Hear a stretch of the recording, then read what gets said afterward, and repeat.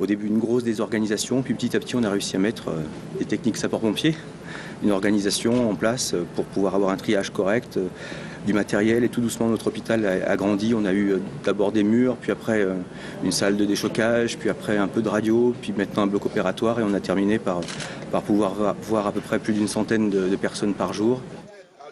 En 8 jours, les pompiers du Rhône ont pu accueillir quelques 800 personnes grâce à l'hôpital de fortune qu'ils ont construit là-bas. Partis de Lyon le lendemain du séisme, ils ont été confrontés sur place à une situation sanitaire désastreuse. Toutes les recherches qu'on a faites nous ont surtout amené des morts, puisque bon, c'est catastrophique, tout est vraiment à plat, il n'y a plus rien debout, c'est tout écrasé.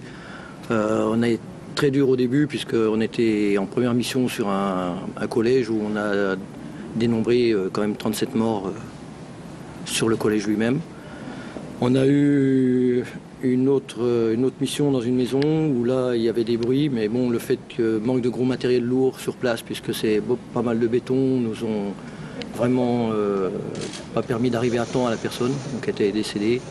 On a eu un grand moment d'émotion aussi avec les gendarmes de l'ONU canadien, puisqu'ils nous ont demandé de les aider à sortir un de leurs corps.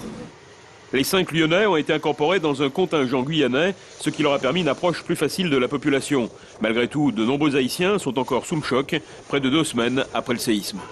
On a vu des blessures, des gens qui étaient blessés mais très gravement, avec des nécessités de prise en charge chirurgicale, qui sont arrivés à J8, qui n'avaient pas vu un docteur, même pas un secouriste, avec des plaies énormes, des fractures ouvertes, des choses comme ça. Même le 8e jour, et je pense qu'aujourd'hui, à l'heure où on parle, il y a des gens qui vont arriver et qui n'auront toujours pas eu de soins. Donc pendant au moins 3 semaines, un mois, on va continuer ce travail de premiers soins. Jean-Gabriel, Éric, Guillaume, Nicolas et l'adjudant Pérou sont partis dans le cadre de l'association Appui, une association humanitaire qui se tient prête à intervenir aux 4 coins du monde en cas de catastrophe. Aujourd'hui, leur mission est terminée, mais 5 autres pompiers ont pris le relais, avec pour seul objectif celui d'aider une population meurtrie, mais digne. C'est des gens extrêmement courageux, je pense que c'est ce qu'on gardera, l'espoir il est chez ces gens-là.